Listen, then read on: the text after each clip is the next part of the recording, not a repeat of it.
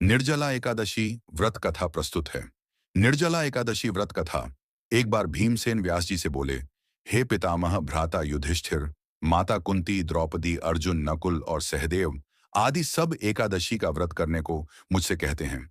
परंतु गुरुदेव, मैं उनसे कहता हूं कि मैं भगवान की भक्ति कर सकता हूं, दान दे सकता हूं तथा शक्ति के अनुसार उनका पूजन कर सकता हूं, परंतु बिना भोजन के नहीं रह सकता हूं। ऐसा सुनकर व्यास जी कहने लगे, हे भीम, यदि तुम नरक को बुरा और स्वर्ग को अच्छा समझते हो तो प्रत्येक महीने की दोनों एकादशियों को अन्न का त्याग किया करो। इस पर भीमसेन कहने लगे थे, पितामह, मैं तो पहले ही कह चुका हूं कि भूख मुझसे सहन नहीं होती। यदि साल में कोई एक व्रत हो तो वह मैं रह सकता हूं, क्योंकि मेरे पेट में ब्रिक नाम की अग्नि है जो मुझसे बिना भोजन के सहन नहीं होता, और ब्रिक नाम की अग्नि जलने के कारण मुझे बहुत पीड़ा होती है। भूखे रहने में और बिना भोजन के वह अग्नि शांत नहीं होती है, इसलिए पूरा उपवास तो क्या, एक समय भी बिना भोजन के रहना कठिन है। अच्छा, आप मुझे ऐसा कोई व्रत बताइए जो वर्ष में एक बार ही मैं करूं और मुझ और उस व्रत के प्रभाव के कारण मुझे स्वर्ग की प्राप्ति हो जाए।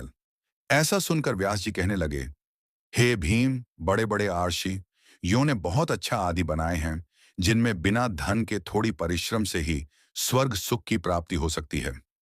इसी प्रकार शास्त्रों में दोनों पक्ष की एकादशी का व्रत मोक्ष के लिए रखा जाता। हैल व्यास जी के वचन सुनकर भीम से नरक में जाने के नाम से भय से कांपने लगे और कहने लगे, अब मैं क्या करूं? मास में 2 व्रत मुझसे नहीं रहा जाएगा। हाँ, साल में एक व्रत करने का प्रयत्न अवश्य कर सकता हूं। अतः साल में एक दिन व्रत करने से यदि मुझे मुक्ति मिल जाए तो हे गुरुवर, ऐसा कोई व्रत हो तो मुझे बताइए। इस पर गुरुदेव व्यास जी बोले, वृषभ और मिथुन के संक्रांति के बीच ज्येष्ठ मास शुक्ल पक्ष की एकादशी आती है। उसका नाम निर्जला एकादशी है। तुम उस एकादशी का व्रत करो, और इस एकादशी के व्रत में स्नान और आचमन के सिवा जल वर्जित है। आचमन में 6 मासे से अधिक जल नहीं होना चाहिए, अन्यथा वह जल मद्यपान के समान हो जाता है। इस दिन भोजन नहीं करना चाहिए, क्योंकि भोजन करने से व्रत नष्ट हो जाता है।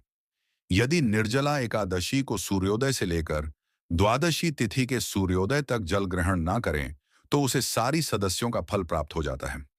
द्वादशी को सूर्योदय से पूर्व उठकर स्नानादि करके कुछ दान दक्षिणा ब्राह्मण को देना चाहिए। इसके बाद भूखे ब्राह्मण को भोजन कराएं, फिर स्वयं भोजन करना चाहिए। इसका फल पूरे 1 वर्षीय संपूर्ण एकादशी के बराबर होता है। व्यास जी भीमसेन को समझाते हुए बोले, हे भीमसेन, यह व्रत मुझको स्वयं भगवान नारायण ने बताया है। एक दिन मनुष्य निर्जल रहने से सभी पापों से मुक्त होकर भगवान विष्णु के परम धाम को प्राप्त करता है। जो मनुष्य निर्जला एकादशी का व्रत करते हैं, उनकी मृत्यु के समय यमदूत उन्हें नहीं ले जाते, बल्कि भगवान विष्णु के पार्षद पुष्पक विमान में बैठाकर स्वर्ग ले जाते हैं। अतः संसार में सबसे सर्वश्रेष्ठ एकादशी का व्रत है, इसलिए यत्न के साथ इस दिन व्रत करना चाहिए। इस दिन भगवान विष्णु के परम प्रिय मंत्र ओम नमो भगवते वासुदेवाय मंत्र का यथासंभव उच्चारण करना चाहिए, और ब्राह्मण को वस्त्र और गौ का दान करना चाहिए। व्यास जी के मुख से एकादशी व्रत का महत्व सुनने के बाद भीमसेन ने उसी प्रकार निर्जला एकादशी व्रत धारण किया। इसी कारण इस निर्जला एकादशी को भीमसेनी एकादशी, पांडव एकादशी के नाम से भी जाना जाता है। निर्जला एकादशी व्रत करने से मनुष्य की सभी पाप मुक्त से मुक्त हो जाता है, और इस व्रत को धारण करने से पूर्व मनुष्य को प्रार्थना करना चाहिए कि वह अपने सभी पापों से मुक्ति पा सके और मुक्त हो जाता है।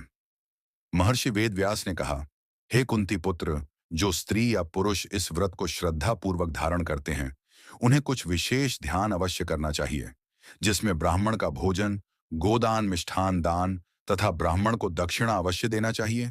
जल से भरे हुए कलश का दान अवश्य करना चाहिए। इस दिन जूता, छाता इत्यादि का दान करने से मनुष्य के जीवन में सुख की प्राप्ति होती है तथा मृत्यु पर्यंत भगवान विष्णु की कृपा प्राप्त होती है। इस कथा को पढ़ने एवं सुनने वाले की संपूर्ण मनोकामनाएं पूर्ण होती हैं। धन्यवाद।